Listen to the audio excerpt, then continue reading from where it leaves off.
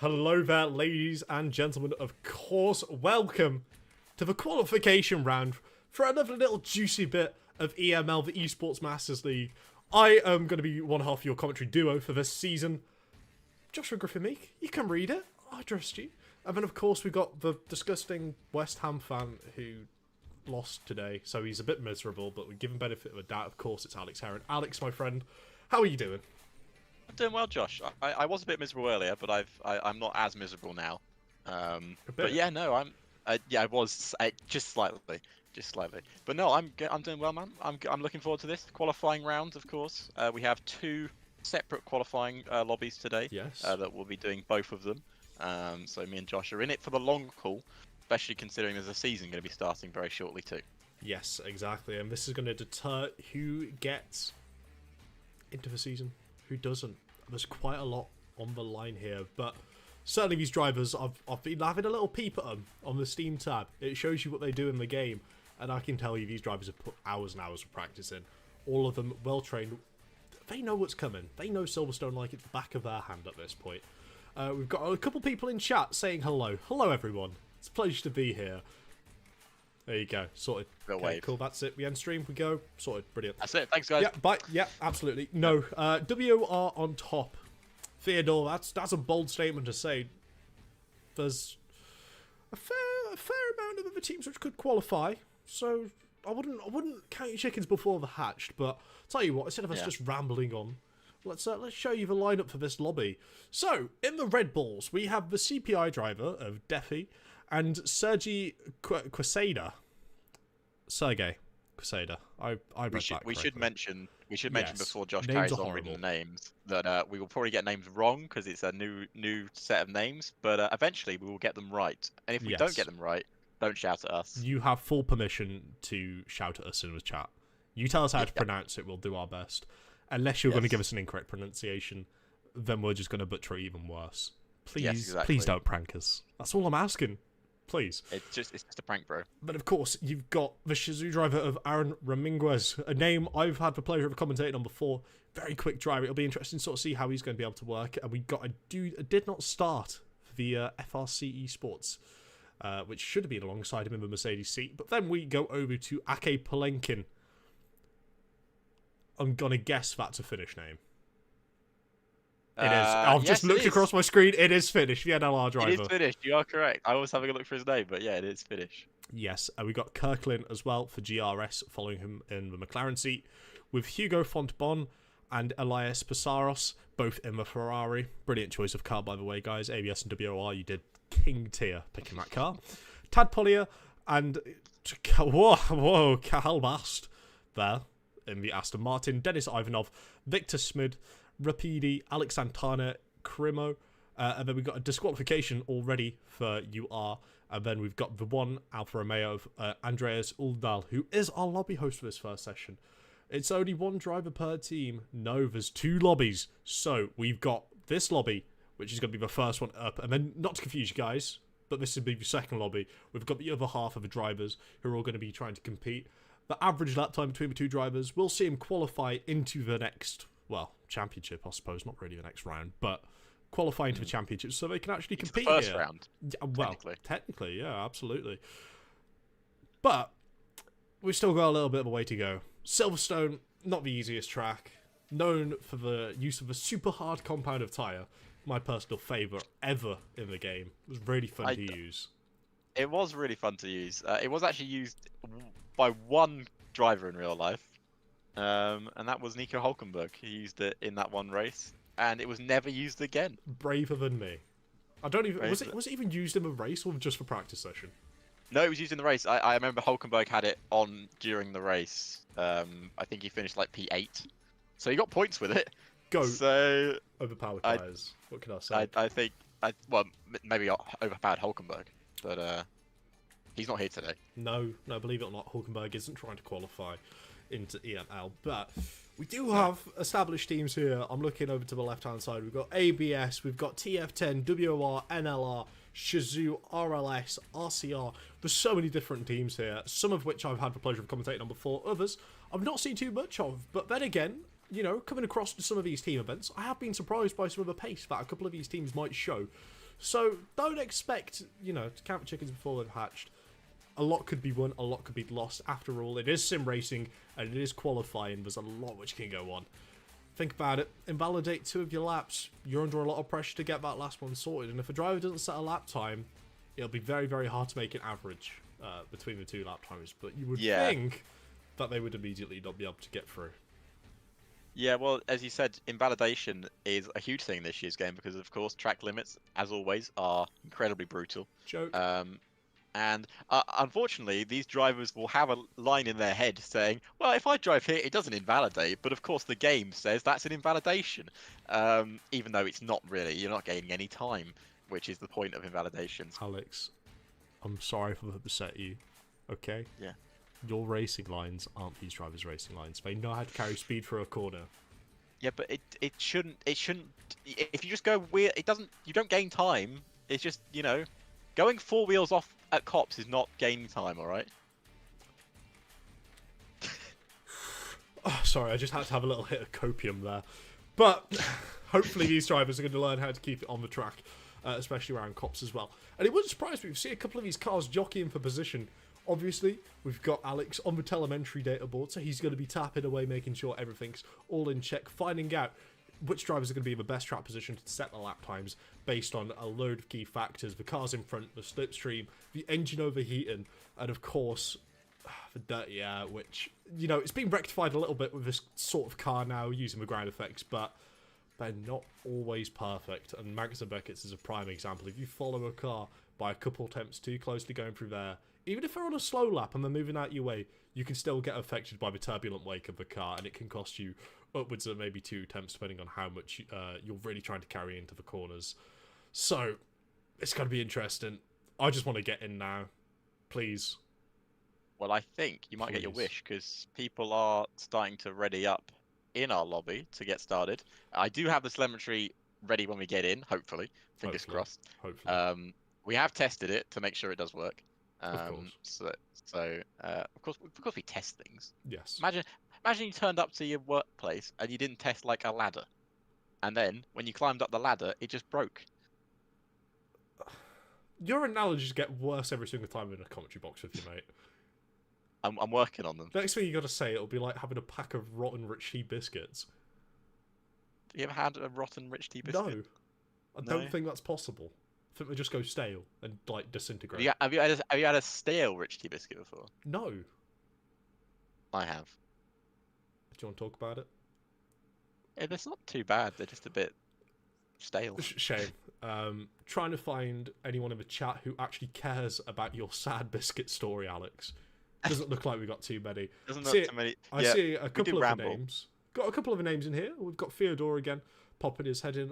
Benata and Siver as well, all popping and saying hello. Hopefully everyone's doing good this Sunday evening.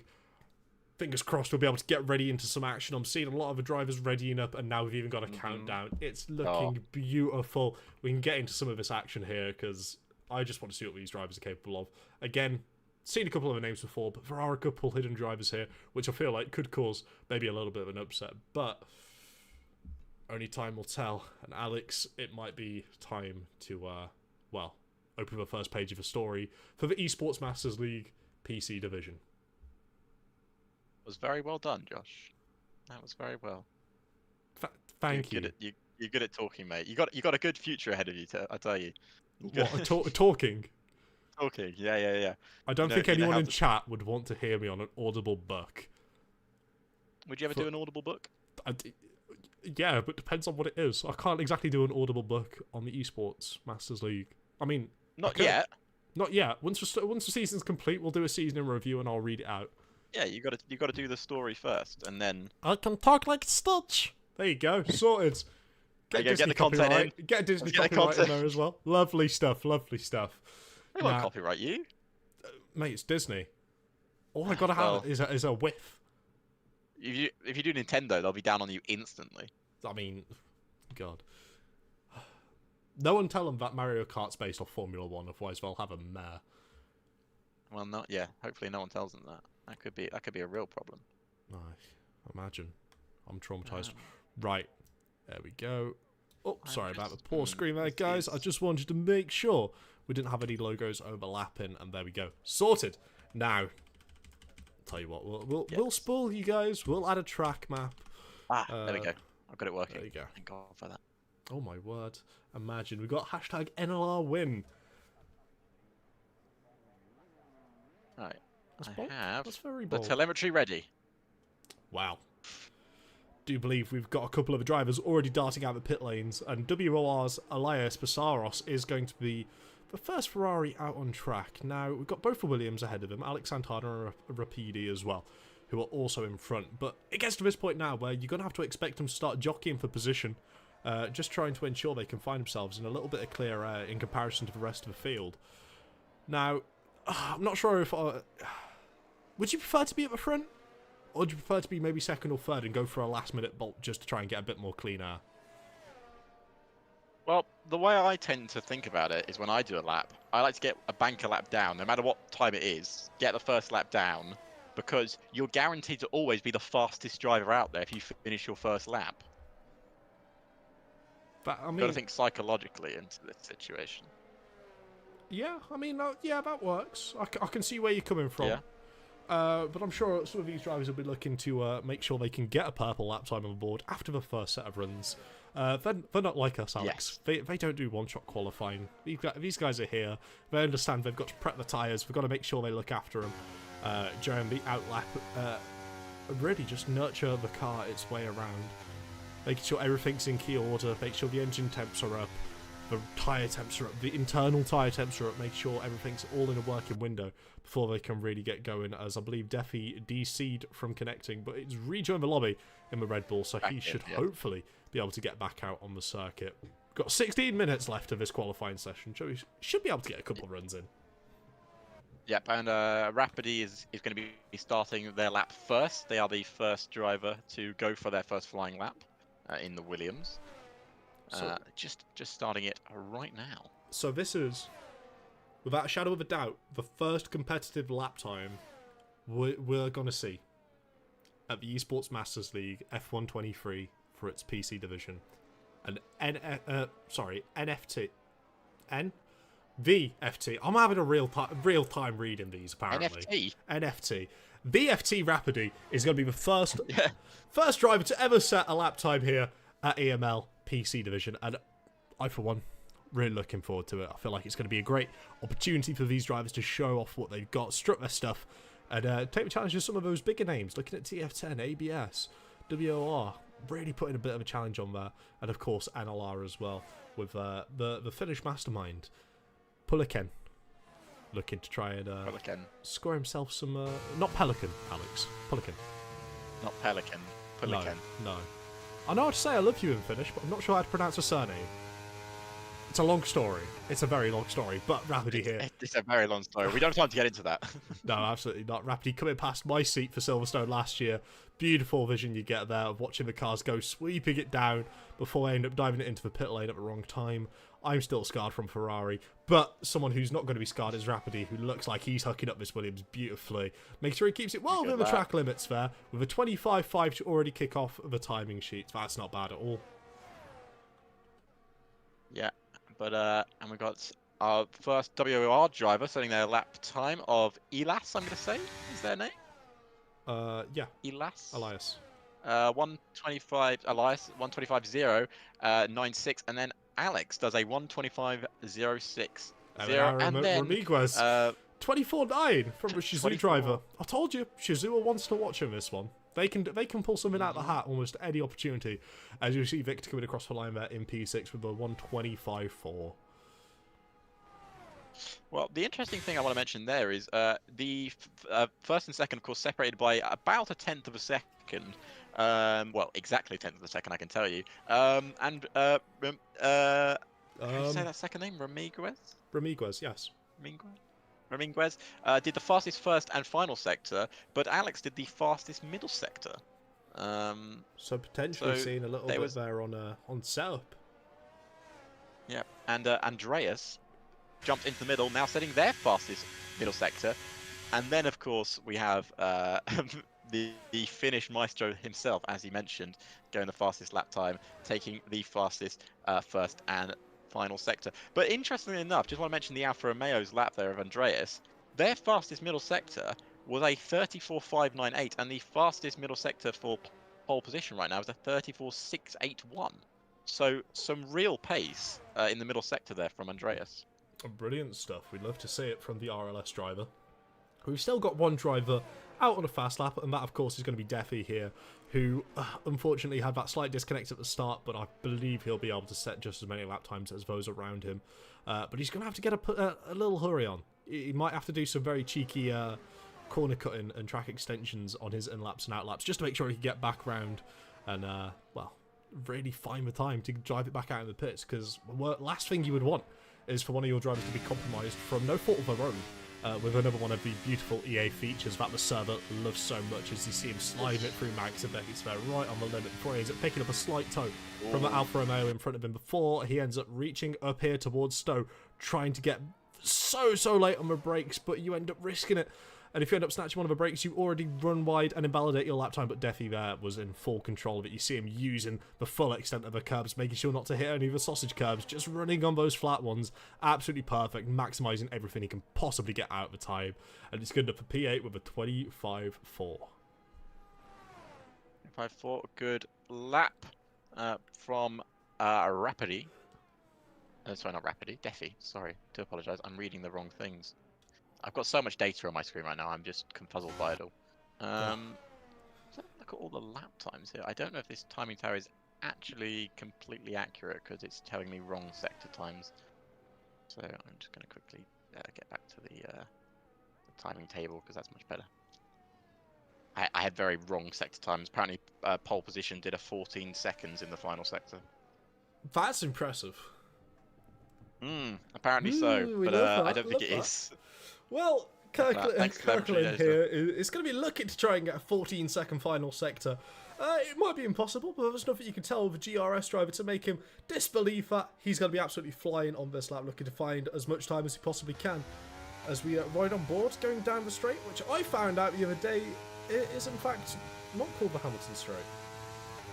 No, the Hamilton Straight is the one, the start-finish straight. It's the Hamilton Straight right there. I don't like so 27.3 for the first sector. For is it Kirkland? Yeah. Kirkland. So that is on par with, we're looking at P6 right now in terms of first sector times. Let's see what they can do in the middle sector. The fastest middle sector at the moment is a 34.598 set by Andreas. So and the middle sector, yeah, middle sector is also where you can find so much more time by just having a little extra wing. But if you're not careful, you can find yourself sliding like Kirkland did there. Fortunate not to invalidate his lap time, but that's that set of soft tyres scrubbed up, and this lap time will not be representable in the slightest, but he's still more than welcome to finish it to make sure he gets time on the board, but you can already tell he's diving that one straight into the pits. He's not happy with that in the slightest, and to be quite honest, I don't blame him. Having such a tank swap around Mags and Beckett, there's one place to put your heart in your mouth, but it's certainly not there, and you don't want to see that one again if you're riding on board with him. As we've got Tadpoler now looking to approach Mags and Beckett's in the Aston Martin. You can see him carrying so much speed and being so late on the brakes here into this final right-hander before he ends up flicking it around to the left-hand side with the DRS now popped open. Interestingly enough, he doesn't try and get a little bit of a toe from the Alpine in front of him. He wants to stick to his racing line. He's confident in his ability. He doesn't need to try and, scurry up an extra couple hundredths of a second. He's more than happy sticking on this racing line, making sure he's got no marbles on his tyres, and making sure he can get a clean exit from these final couple corners. You see him running out wide to the curb before he comes back across the start-finish straight for a 126 flat. Might need to find a little bit more of an improvement, but a banker lap time is set nonetheless. Yeah, it seems to be losing a lot of time in the middle sector on that lap, and didn't have the greatest of first sectors. We've got a few people going for their push laps as well. I believe Aaron Ramiguez is on a lap, if I've said that correctly. I don't think I have, but I do apologise if I haven't. But it sets a near identical first sector to currently provisional pole. It's looking good. It's looking very good for a lot of these drivers. We've got Elias coming across the board there.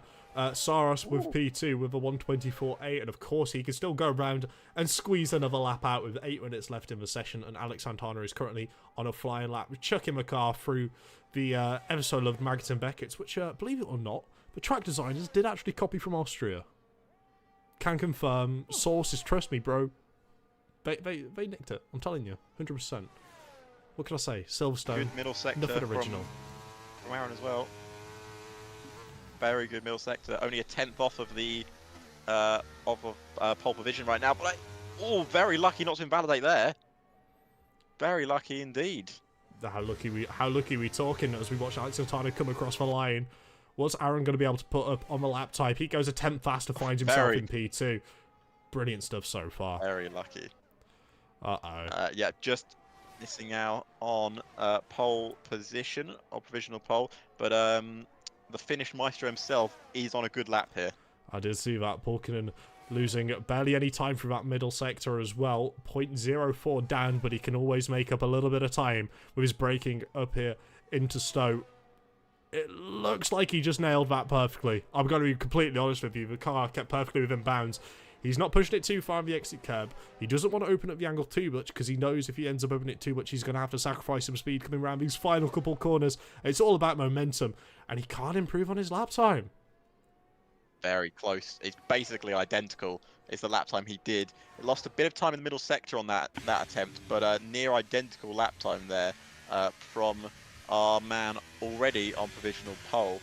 In terms of other laps at the moment, Andreas is about to finish a lap, and he goes second fastest with the fastest final sector, 22.987, beating the original 23.0. So good lap, that is, from Andreas. Hugo jumping it up there into P6 for the ABS. Sure, the ABS team wouldn't be too disappointed with that one. Brilliant stuff there from Hugo by himself. Almost breaking into the 24.9s with a 25 flat. There's a little bit of extra time to find there. And of course, you do have to consider that it'll be across both teammates from this lobby and from the next lobby as well. So any sort of, gainage they can make in this lobby, if you're making up, maybe a 10th or 2 on the rest of the field, you can certainly expect the driver in the second lobby to get a little bit of an easier way with having to find a match for lap time just to ensure the average is equal between, top 10 teams. It's going to be a tough one because, of course, we'll have to say goodbye to, 5 of these teams, and realistically, all these drivers, they're talented enough to be able to get a spot in that final grid for the championship. Yeah, 100%. It'd be a shame to say goodbye to certain drivers, but it's a team effort as well. Which is what we want to. This is great for teams to have, a combined time together to allow them both to be into the Esports Masters. They'll be sending their fastest drivers, of course. They want to be involved in this. Definitely went to P5, by the way, 24.917. Set a very competitive lap time. Something I will say about Hugo's lap is the time, I can tell you where he lost his time, was in the middle sector. This is where drivers seem to be losing all their time at the moment. So do we think it's pushing a little bit too hard for that new sector of Sector 1? I still call it new. It's still new in my eyes. Don't make me feel old, please. In Sector 1, because it can be quite heavy on the tyres. 35 years. Yep, only, what? 18, 19, 17 years old? 17 years old, Jesus. Oh dear. Time flies, doesn't it? No, it really does. We got Elas about to go for their next and probably last flying lap of the session. Yeah. Currently sitting in as well. P4 with a 24.8. Sorry. Well, Alex, do you want to take us round a lap here with Tadpolar? He's currently sitting 1.3 seconds off the pace, but we know he's got a little bit more in the tank than that. I can certainly take us through a lap. So there you go, through Abbey and through turn 2 and then into a village. Trying to hit that apex, very nice. And run it very nice and wide there through the loop and on to Aintree. Got to get the power down without losing the rear end there. Hits the curb on the inside and then open DRS down the Wellington Straight, not the Hamilton Straight. So now into Brooklands. It's a very nice left hand, a little bit of a twitch on the steering wheel, but I don't think it's going to cost him too badly. And then swing it right through Luffield and on to Woodcote. Another bit of a rear end, but of course sliding does improve your pace in this year's game. So into Copse Corner, are we going to hear a left into Copse? Nope, sounded very flat to me through Copse Corner. And now some of the best corners in Formula 1, Maggots and Beckett's turns 10, 12 and 14. He's run a bit too wide though. and he's not going to be able to improve his lap time from there, and that is surely going to be the end of his session unless he has a bit of time to recharge and go again. I don't think he's going to want to complete this lap time. No, diving in the pits. Such a shame. But we do also have a driver behind Elias here who's going to be looking to improve on his lap time, jump up slightly higher than P4. He's got the WR fans in the YouTube chat at the minute, cheering him on every step of the way. WR Esports, obviously part of the WR organisation, which do their commentary races and their brilliant Ironman League they've got going on over there. And they've got some certain talent in the team as well, as Elias, 0.013 off of his time. I don't know what's happened, but it seems like a lot of these drivers have sort of hit a wall with their lap times, and they're really struggling to find any extra time to try and improve on, as Cremo will be the next one coming across the line. He's got 3 attempts to find if he wants to try and make a challenge for that top spot in this session. Picks up the throttle, lovely. No wheel spin. Temp quicker. He jumps up to P7. It's not bad at all, but then we've got the gaggle of cars coming out as well. And leading this gaggle is going to be Hugo Fonbone in the Ferrari, racing for ABS. Approaching Magnussen Beckett's now. He's making sure just to look after his tyres, getting the operating window, using, for recharge for the ERS as well. Noticing we've got a RLS fan there of Danny Daniels cheering him on. I do believe you're going to be in the next session, Danny, if I'm not mistaken. So it'll be interesting to sort of see what lap times you should be hoping to be able to match up. And well, it'll be fun to compare the lap times between the sessions, see which teams have decided to put the strongest drivers in Lobby 1 and which ones have put the strongest drivers in Lobby 2. Well, exactly 1 minute left in the session. Hugo is going to be beginning their final lap of the session, coming on a 1:25.0. They need to find time in the middle sector. That is where they will really need the improvement. So here we go. Let's see what Hugo can do on this lap in the Ferrari for ABS. They're going to want to try and get themselves at least up into the 124s, I'd say, Josh. Yeah, absolutely. He's going to be looking, I reckon 24.9 would probably be, in favour of being able to try and get through into qualifying if both team members are able to set a representative lap time around that checker mark. But he's already gone purple in Sector 1, apparently. Ooh. Yep, that is a purple lap time. I can confirm that is the fastest first sector we've seen so far. Interesting. Also got the YouTube chat as well from Scott Marshall, Team ESRL,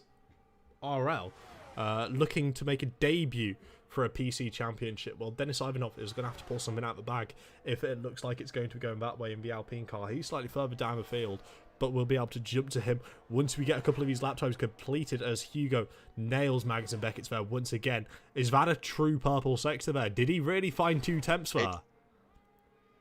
It's not the fastest purple sector we've seen. It is a personal best, but it's Lovely. not. It's about 2/10 off of the fastest lap time. Also, do you want to say that the Finnish Maestro has set his fastest first sector, which is purple, 26.9. But let's see what Hugo can do. Crosses the line and only improves to 7th. Lost a lot of time in that middle sector again. Not really found the time that they would need. Defi is definitely not finding the time. Invalidated their lap time. Not improved at all. Wow, it's neck and neck between Andreas and Akon pole position right now. Literally, maybe 1,000th in it between the two. We'll jump to them. Just keeping an eye on Denis Ivanov here, who seems to have maybe made a mistake across his lap, and that will move him to P11 with a 125.3. But Andreas there, doesn't get much closer than that, does it? Of course, we've still got a couple of extra drivers here. We've got Kirkland diving it back into the pits, and Chaco Blast not able to improve on his lap time. So, 124.5 is the lap to beat, and the Finnish Maestro himself ends up pulling that one out of the bag. And it was all in that final sector. He found about half. I was going to say half a second. He found about half a tenth in the final sector, and about a few tenths in the first sector. So he really made that time up, but it was very, very close.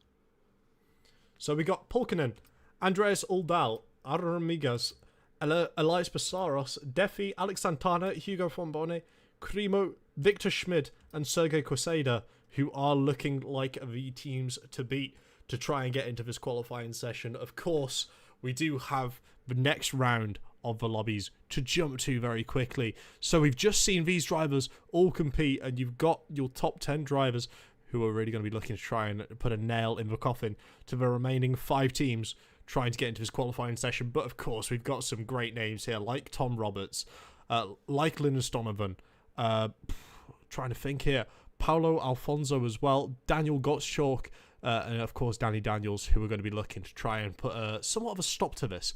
But until then, we're going to chuck it to an advert and then of course be right back screen, and hopefully we'll be able to join you slap bang into the middle of that second lobby.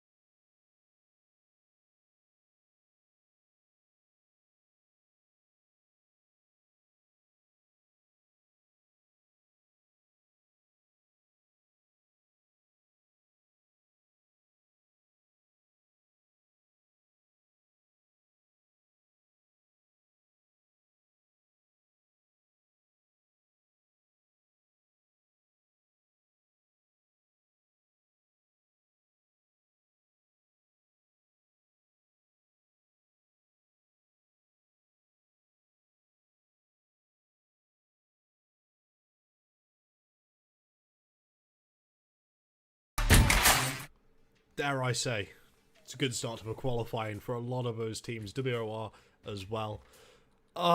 Potential, so much potential for these drivers in this lobby now to really make the difference for the teams which find themselves outside of the top 10. And there's a lot to risk as well for those who are just on the cusp, looking at P7 down to P10.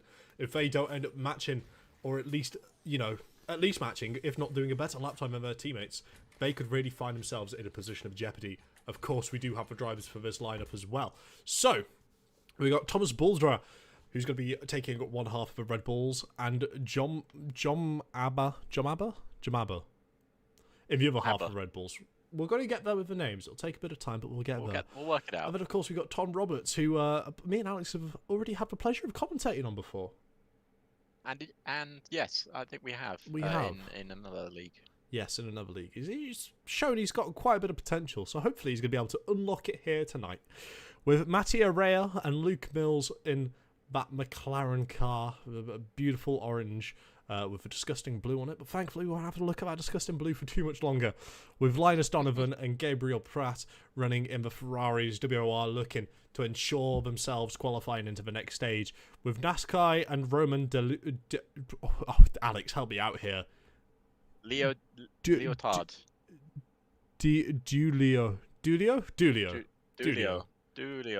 We'll get there, guys. I promise. We'll get there. Roman Dulio.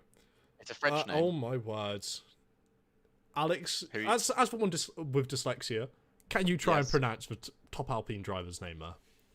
The top Alpine driver. Yep. But Bacaba. There we go. And Alfonso in the Alpines as well. it's going to take a little used to for these names, of Julio course. Alfonso. And then we've got Enrico and Daniel Gottschalk in the Williams. Obviously, Daniel is quite an established name for TF10. We've seen him about in a couple of other places, and he's been putting in solid performances almost in every single F1 game I've had the pleasure of commentating on. And then we've got Keanu Leotard in the AlphaTauri, of course, the UR car, disqualified from there. And then we've got the other half of the RLS boys, Danny Daniels, who's going to be the lobby host for this session as well. It's going to be interesting to sort of see what we're going to be able to cook up. We've got Andreas Uldel saying he nearly defecated over himself in the last chicane. Well, Andreas, you don't need to worry about it because you've got a pair of diapers on and you seem to be in firm control over that qualifying session. So, good job, mate. Yeah, Don't let your bowels go in the car. Yeah. Don't worry about your Sim IBS. rigs are expensive. Like, pretty expensive, so please don't. They are very expensive, I can tell you. They are very expensive. Just having a little look here. It looks like, from the way things are going, if we carry over the 2, divide it by 4, yeah, the square root of that, it means You're we're able to counting the get 6 into as well. some of the action here at Silverstone. Yes, you think I can do maths, so there's a reason I only use my mouth and use words. It's because math doesn't work good for me. No, I can't do math either. I can't do English either. Scott Marshall saying he pronounces it BCA. BCA. BCA or CBA? That's the real question. It's I don't know. I guess the way we say it is probably right. At some. That's the most If we say British it right, sentence you've ever said in your life, Alex. I'm just going to assume I pronounced his name right because I said it. Honestly. Well, honestly. I know we're at Silverstone, but we don't need to get the cups of tea out. Come on. the home of British motorsport. No, dare I say, it might be the home of Formula 1 as well. Obviously, no British bias there, but someone who's going to be looking to get out nice and early this time is going to be the Aston Martin of NASCAR here for FRT, looking to put up a lap time on the board as soon as he possibly can. Of course, we can expect these drivers once again to have 3 laps each to really try and get a solid lap time on the board, which could potentially see their teams qualify into the EML Championship here on PC. I can't stress it enough as well. It's going to be so brilliant having a look at the calendar.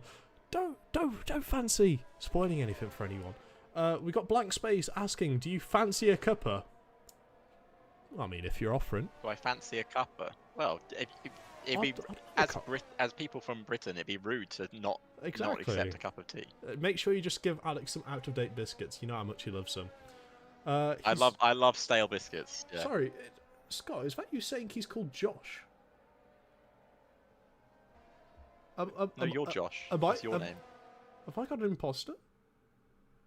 He is imposter. called Josh. Sorry, I just had to check on the scroll wheel there to make sure there wasn't another 2 letters at the end. Alex, I'm racing, clearly.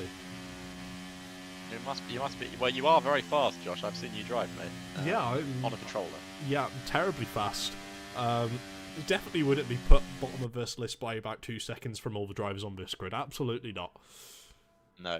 No. Also, just want to let you know the Red Bull of Thomas jumped ahead of the queue, so he's going to be your first driver out on the lap. Yes, and I for one, not a fan of Red Bulls traditionally, but I do want to see what Thomas is going to be able to do here for the CPI outfit, looking to come around that final corner, carry as much speed as possible before he ends up coming down the Hamilton straight, before flicking it into this right-hander, absolutely perfectly flat, and you can just see the way the car balances on a knife edge. Engineers putting so much work into these steps to make sure the drivers are as comfortable as possible. We've sliding the cars round the slow corners, but yet again carrying enough back end to make sure they don't slide through the fast corners. It's absolutely fascinating how they're able to come up with these sort of mathematical calculations and combinations to make sure that the car is as stable as possible before he flicks it in now to the long-winded left-hander. And now is he going to take a double apex here? He does. He's gone for the Sebastian Vettel line. There's a reason Sebastian was so good. It worked out for him, didn't it? Worked out for him in the end. So it's looking like a good lap so far.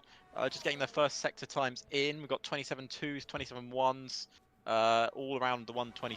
Around the 27.2 mark. So a bit slower than our sectors we had in last session. But of course, you've got to think about it, Josh. These guys have got more pressure on themselves, especially the guys that, as you said, finish more sort of mid-table in the last session, because it could be make or break for these guys. Yeah, and it's not only that as well. You think they had, what, 3 laps between 15 drivers? There was 45 laps put down on the track in order to get a little bit of extra grip, making the track go from slightly greasy to more of a rubbered-in surface. So we could expect the lap times to slowly start falling away. But Thomas Baldra, with a 1:24.9 out the gate, that's nothing to wince about at all. Brilliant lap time. Not at all.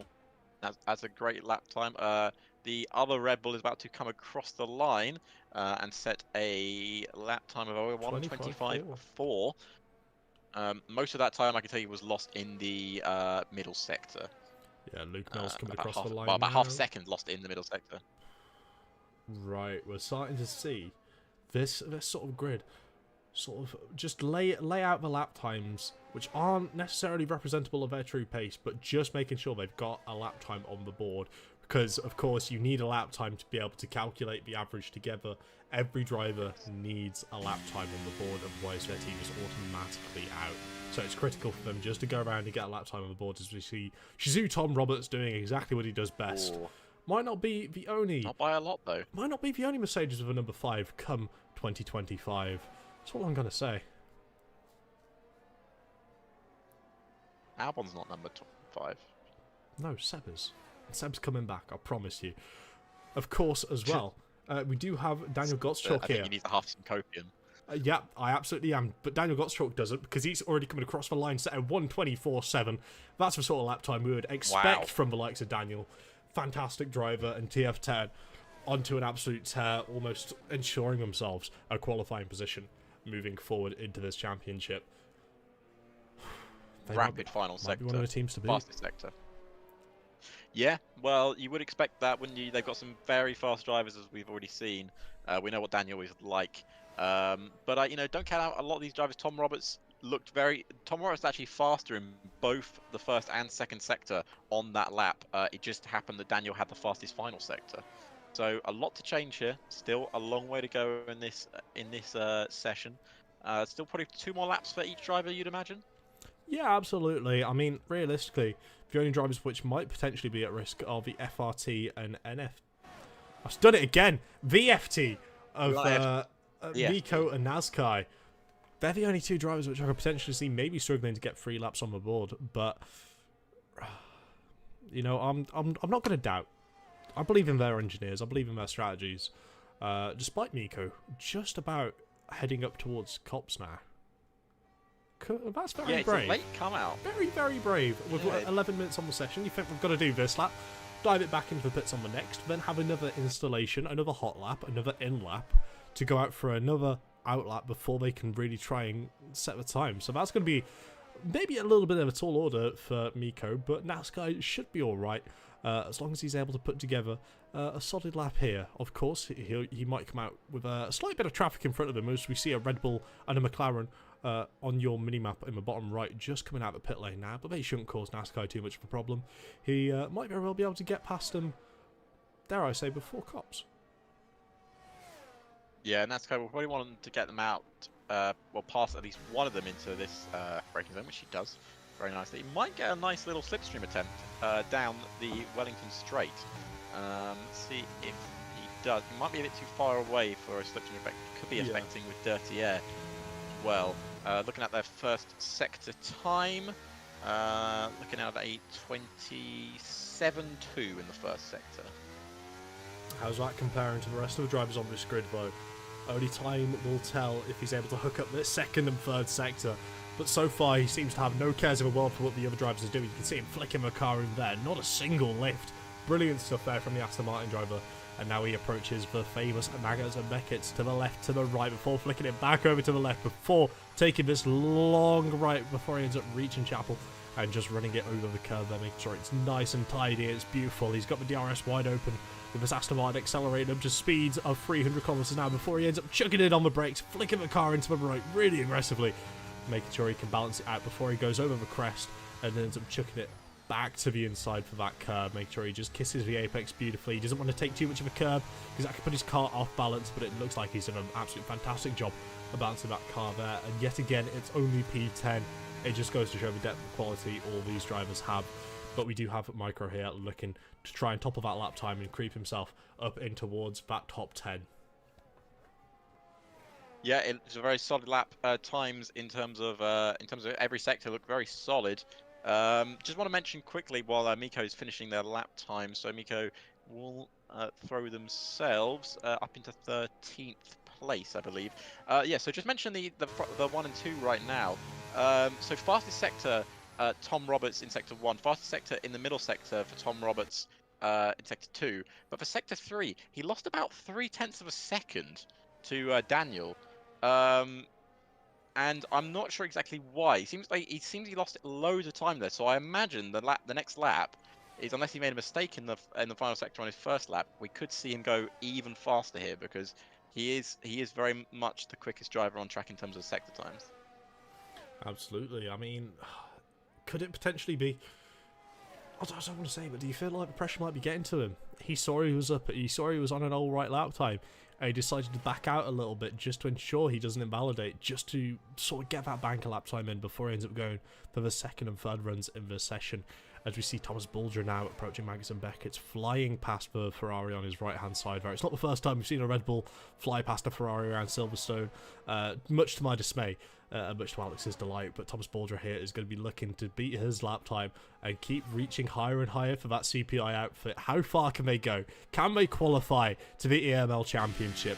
That's going to be the question in their minds, and so far it looks like Thomas Bulger is the only driver with an answer for that. It weighs on him, as he has a big overstep there on the rear. That could have cost him a little bit of time, and he ends up not being able to improve his lap time because of it as well. Very, very one of those unfortunate. things. It literally, small moments like that cost you in qualifying, especially in these sort of short qualifying sessions. You know, you think 18 minutes is a long amount of time, but really, when you start putting your laps down, you realise how short of a time you actually get. I just want to let you know that Tom Roberts has just set the fastest first sector, as we see. Is that Keanu? Keanu, is it? Yeah, I believe so. Yes. Yeah, Leotard goes fastest there. Interestingly enough, no fastest sectors for him. All of them are just solid green sectors, so putting himself on the front row. Tom Roberts, on the other hand, has just set a even faster middle sector. He is on a charge here. Let's see what his final sector is going to be. It could be very, very fast indeed. Look at him just balancing that car through, being so tentative on the throttle to make sure he doesn't overstep it and lose the rear. And there we go. That's the sort of lap time Tom Roberts can pull out the bagger of 1:24.6 there from the Shazoo driver. But we do have a couple other drivers approaching that start-finish line. And Danny Daniels is one of them. I said Danny Daniels is one of them. Game, please don't betray me. I want to go to him.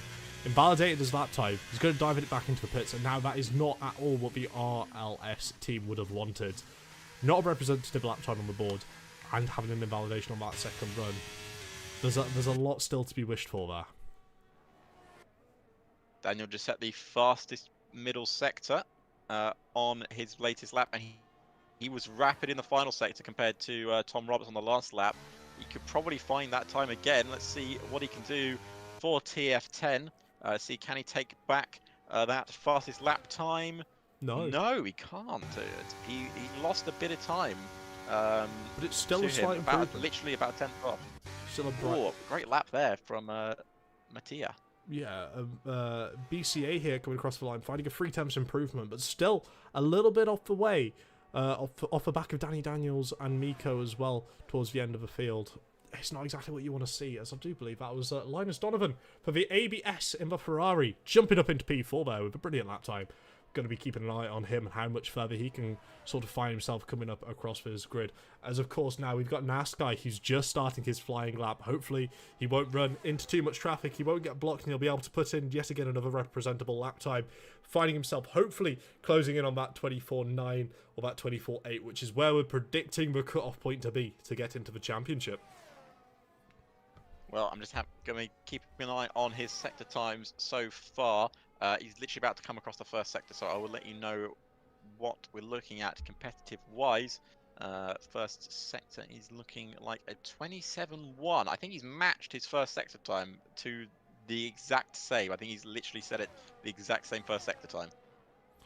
Interesting. And we do have a steward's report in. So, the driver, Kirkland, was blocked while doing his qualifying run by Sergi Quesada in the last lobby. So, due to being blocked, GRS will get 1 lap in an additional lobby after this lobby to try and rectify that mistake, as we see Naskai picking up an invalidation on his lap time. You will be able to come in and do another lap, though. If you want to think about it in hindsight, he's had another lay of the land. He will be able to come in and do another lap. I know it's not ideal, but at least he gets one. He can get another one on the board. Absolutely, as you see Luke Mills diving it back into the pits as well. But Miko, on this slightly alternative run plan, is invalidated. Surely he's going to dive it into the pits. Yes, brilliant stuff. So hopefully we'll be able to see all 15 cars out on track at the same time, following one another, jockeying for a little bit of position, getting a little bit of a teaser of what could happen in the championship qualifying stages for the actual races, which I for one, I'm very much looking forward to. But we do have a driver already making his way out the pit lane, making sure he's going to get a load of clean air, and he'll be able to sort himself up and prepare his lap properly. That'll be the RLS driver, Danny Daniels, in the Alfa Romeo, currently in P14. And RLS will need him to try and improve that lap time to give themselves a chance of getting into the league itself. Currently sitting at a 1:25.486. In terms of sector times, they're mostly losing time in the final and first sector. Interestingly enough, not as badly in the middle sector as some people have been. Now, of course, there's maybe a bit of difference between the middle and the sector and the faster drivers, but not too bad. Now, do we think that's potentially down to setup, or maybe the way the driver's sort of trying to drive a car, whether the setup is just not agreeing to it, or maybe it's just Silverstone might not be their preferred circuit? It could be a combination of all those things. Yeah, there's a lot of variables there I did mention.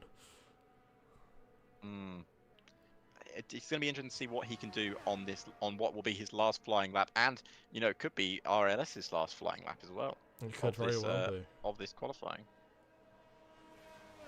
Man, I don't want to see him go. I don't want to see any of these teams go.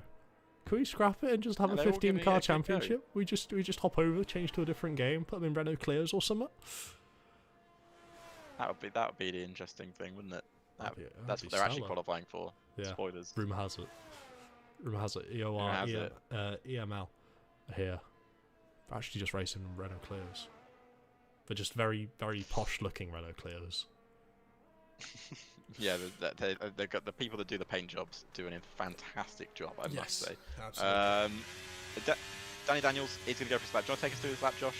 Of course, here we go. Danny Daniels coming down that Hamilton straight before he's looking to flick it in around that 50-metre board to ensure he can get enough turning. Rides the curb on the left-hand side, keeping it tucked to the left before he ends up flicking it to the right, heading into Village before he ends up swooping it back to the right, cutting it back on the inside, making sure he doesn't clunk the sausage curb on the inside, and just getting enough run out there just to touch the AstroTurf here as well. He could have run it a little bit wide to touch the curb, but he knows if he ends up taking the corners too wide on exit, he's just making the track that little bit longer for himself before he takes a very wide line into that left-hander, looking now to try and get that double apex. He's trying to hit the apex once there. He couldn't quite get the car rotated in to get the double towards the exit to try and help his run out of this corner all the way now up into Cops, going under the workday billboard, flicking the car in at the 50-metre board once again, hitting that inside curb, giving a lot of space on the exit there. That would indicate maybe a potential bit of a lift before chucking it into Magda Beckett's, hitting the left curb, hitting the right curb, hitting the left curb once again before chucking it on the brake, shifting down to chuck it to the right, and oh dear, he's ended up going over the grass and over the tarmac. That'll cost him a little bit of time. It doesn't look like he's too far off his delta, but that'll cost him so much time by leaving the track there. Very, very unfortunate from Danny Daniels, and this very well could be the last lap RLS are doing in this championship if Danny can't find any sort of improvement here, and he can't. He's locked up as well. Oh dear. That's not the way you wanted your championship qualification round to go. Oh, commiserations to RLS and Danny Daniels, but I don't believe a 25.4 is good enough for him to get through. No, it wasn't. And he did lose a lot of time in that middle sector, as you mentioned. It was not the best. We're going to see one of the Red Bulls cross the line first. See any improvement. Jumps up to, I believe, 8th fastest, followed by Thomas, jumps himself up into third there. Great lap time, just missing out on the car in front by not a lot, as Tom Roberts retires from the session. Wasn't improving his lap time, and I assume thinks he and SHZ are very much in control of their own destiny at the moment, as Luke Mills goes 8th fastest. A lot of lap times going on. Keanu goes 6th fastest. Linus is into the pits. Alfonso goes 2nd fastest. Great lap from him. Mattia goes 5th fastest. It's now eyes on Daniel. Let's see if he can improve. He's looked good in the first. As Mattia goes fastest, sorry, I should say. Goes on the fastest lap time by 42 thousandths of a second. For NLR, that's a great lap time for them, as Gabriel goes 4th fastest. Wow. Oh, I dread to be the admins working here tonight. Oh, the AML admins are going to have their work cut out trying to find the average lap times. But, of course, we still have that one lap as well for Team GRS to be able to complete. It does look like NLR are clear. It does very much look that way, Evan. With a brilliant lap time there from Mattia, kind of guaranteeing them a position into the championship. You've got the obvious teams. You didn't have a single fastest sector on that Don't lap. need the fastest sector as long as you're second in all of them and one of the drivers isn't going as quick as the others. Brilliant stuff. So, we've got NLR Shizou, WOR TF10, about where you would assume.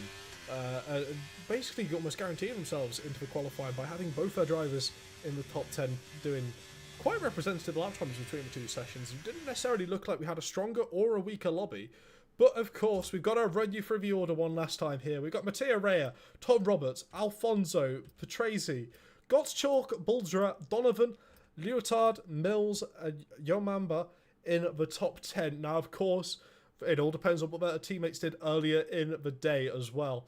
We've got Naskai, Miko, Delu, Daniels, and BCA falling outside of that top 10. So unless their teammate was able to put in a better lap time than them and find themselves in the top 10, you could potentially say goodbye to these drivers in the course of this championship. But still got an extra lobby for the drivers who, you know, may have got invalidated on their lap. So while we're waiting for that one to be all set up, we're going to be chucking it again to, well, one of our beautiful sponsors here at EML. It's NLR.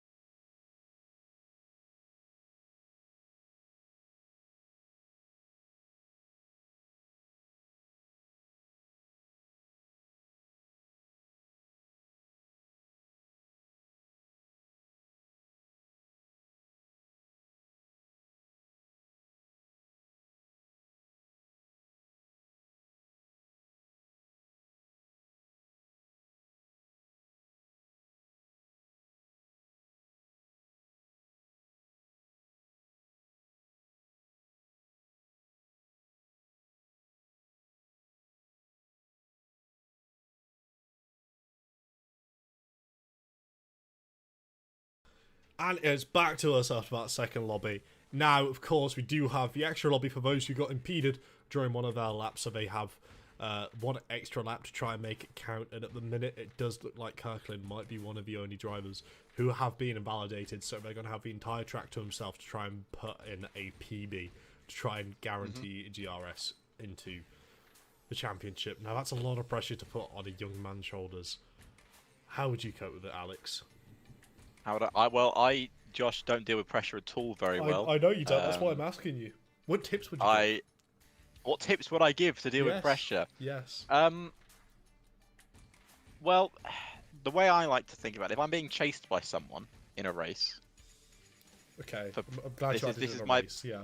This is my example of pressure. So if I'm leading a race and someone's behind me, this is what I did in real racing as well. What I like to imagine is I'm the only one on track, and I don't have to worry about the people behind me. So even if he sends a dive up the inside, I'm still going to turn in because I'm not thinking he's there. So deal with pressure by thinking you're the only driver that matters. Dare I say, I think I know a Dutch driver in real Formula 1 with the same attitude. We've got in chat there, Derp saying... Oh, Derp. I forgot to turn on the ERS on the last lap. Oh. I'm the GOAT. Well, Derp, you're certainly a GOAT in my eyes. We've all done it. And in my heart for that one as well. I don't blame you. Sometimes, you know, not flicking a button, it doesn't come to your mind at the final corner. Personally, for me, I like to just try and keep the car in a straight line. That's the biggest challenge I have. Normally, I'll end up sideways into Alex's side pod. Yeah. Not my fault. Yeah. I would love it if my game decided to let me... Okay, right, sorted, there we go. We are just waiting to see if any of the other drivers have an exemption and can come join this lobby. Because otherwise, we're going to be spectating one driver rolling around. Well, that would be interesting, for sure. I don't think I've ever spectated a one driver lobby before. But does he only get the one lap? He doesn't get the full session to himself. He just gets the one. Yep, just for one lap. So if he invalidates it, is that it? Yep, that's pressure. Wow, that is pressure. So we do have the qualifying. We do have a qualifying spreadsheet all calculated out, but it's not ordered in any specific manner, just to make our lives a little bit more difficult. But I can already tell you from the looks of it. Let me just get my counting fingers out. 1, 2, 3, 4, 5, 6, 7, 8. 8 teams have got an 84.8, which of course is a 124 lap time. And let's do the maths. GRS aren't one of those teams, so unless they can whip up a 24.8, they could potentially see themselves going out. Well, we're going to find out now because the lobby is about to get underway. Uh-oh. Maze is apologising for it. It's fine. Don't worry. My right finger is very good at counting. I can count teams. You can count from 10 to 20. I can only count to 10. It's a good job only 10 teams can get through. But, exactly. We got the lobby. It's loading in. It's looking interesting. The question I have here, Josh, is there a chance that is it Curlin? It is Curlin. Curlin just waits to the end of the session for the best track. Is there a chance we could be? Is there a chance we could just be sitting here for the next 17 or 16 minutes waiting for them to come out? No, they're coming out straight away. There's a chance, but they're already coming out, and because this will be the last lap of this entire qualifying session, I feel like we should have it with the telemetry on as well, just so you could sort of see and analyse the lap in that extra level of detail. We've got telemetry on the screen as well, so we can see the throttle and brake indicators for those watching still in the YouTube chat as a little treat to you, to try and find out where Kirkin could potentially be losing a little bit of time or gaining it on the other competitors. But again, orange McLaren, and he's got a zebra print helmet as well. It's a bold choice. Not my personal choice, but it's certainly bold. Well, let's see what they can do. Obviously, it's not only you think about it, it's not just the pressure of your team on you. you got an entire audience now watching. Just yes, you. Exactly. Doing it. To answer some of the questions in the chat while Kirkland is on their outlap, why are they doing another? They got impeded in the first session, so because they ended up having a lap time wasted, it got reported to the stewards, and the stewards decided that Kirkland can have another lap. It's in the rulebook. Yes. All the teams were made aware of it. He's free to go and give it one extra lap, which also follows on from the other question. Harry Swanswick Moore says, can he set multiple laps or is just one? It is only the one that he's able to do. So it's a lot of pressure over one lap. This is immense at this point. And why is Andreas in a 2-player session? Same lobby host as before, just to make sure we've got everything as equal as possible. And Yes. he approaches up here towards Stowe. You can feel the pressure, the tension in the air mountain. It's like you cut it with a hot knife through butter at this point, can't you? As he approaches these final corners before we jump on board with Kirkland for the final lap of EML qualifying to see whether GRS can get through into the championship stage. And you can already see the ERS being churned through a rate of knots before he even approaches turn 1. It's exactly how you'd want it. Flat, absolutely perfect for chucking it hard on the brakes here and get the car flicked in. Once again, you can see how stable the rear is on this car. It looks absolutely brilliant. He misses the inside apex there, but it's not the end of the world because he can straighten up the car slightly quicker and get a little bit of a bit more speed coming down this straight. Can't he, Alex? He can, certainly. He's looking good so far. First sector, of course, obviously the only one in the session, but it will be a purple sector. 27-2 for the first sector for Kirkland. Ran a bit wide there, I must say. Josh, didn't seem like he had the proper purchase on the corner. But here we go, through Cops. Flat out. Very flat through Cops. And then Maggots and Beckett's, as we mentioned before, the best corners in Formula 1. So good that America stole them and took them to Texas. So here we go, now down the hangar straight. DRS wide open, 35-0 in the middle sector for Kirkland. As we go to the right-hander, looks like might have caught a bit of the curb there, but I think was straining the tyres through the final corner now. Let's see what lap time they can do. This is their final lap of qualifying. Let's see what they can do. Crosses the line, 25.5. I don't think that's going to be enough. No, I don't think it is. That was nuts. That is. I think that's that. He'll be very disappointed with that lap time. Yeah, I mean, the track naturally evolves towards the end of a session as well, but sometimes it's just the way the cookie crumbles. And 25.5, it wasn't the best lap. Couple mistakes in there for Kirkland, but at the end of the day, he gave it another go. And he had the audacity to be the only driver on the grid around Silverstone, which I know some people would have quite liked. Me personally, I wouldn't have minded that one. No, I wouldn't have minded it either. That would have been fantastic. But unfortunately for Kirkland, that probably isn't enough to get their team through into the next round, or the actual starting round. I should say. Yeah, it's unfortunate. It does look that way. Running the numbers here as well. He didn't go quicker than his first lap time he set in LB1 there. I didn't think so. Yeah, I didn't think so. I think mostly because, remember, track evolution's a massive thing. And I don't know if he was told he had to come out straight away or he just wanted to get it over and done with, sort of thing. But track evolution was always going to be difficult anyway because of the way the circuit is set up. So you're not going to have so many cars go out and do their lap times like they had in the last couple of sessions. So it's always difficult. Let's see if it's enough to send his team through, but obviously we're going to find out shortly. I think people are just setting that up at the moment. Yes, absolutely.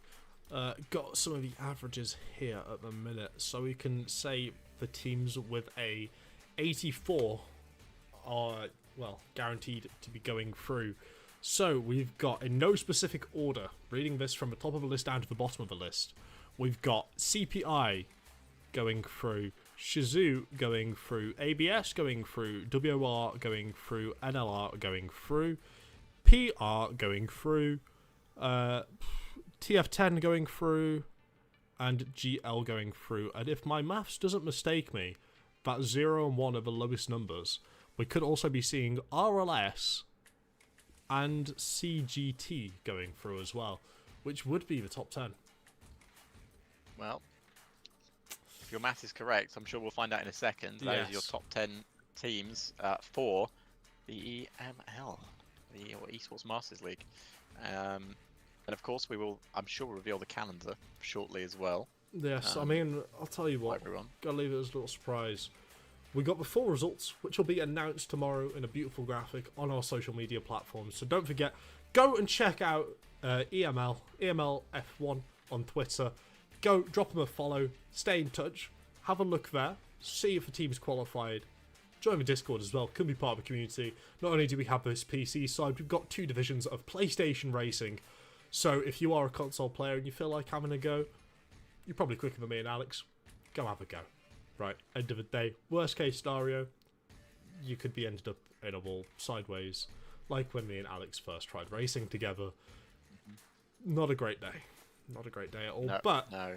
Drop us a follow, come join us, come be part of the EML family, and stay tuned so you can have a look at the calendar and the results to see if your team and your drivers are making it through to the next stage. But other than that, that's all from today. Thank you very much for joining me, Alex. It's been a great pleasure to have you in the box once again. Yeah, always pleasure, Josh, and we'll be back, won't we, for round 1? Yes, exactly. It's gonna.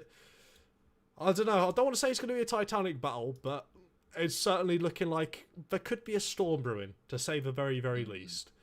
But other than that, that'll be it from us tonight. Thank you, everyone, for tuning in and watching. It's been a pleasure being here, and we look forward to seeing you for the first race of the season. Until then, we'll catch you around. Goodbye for now. Goodbye.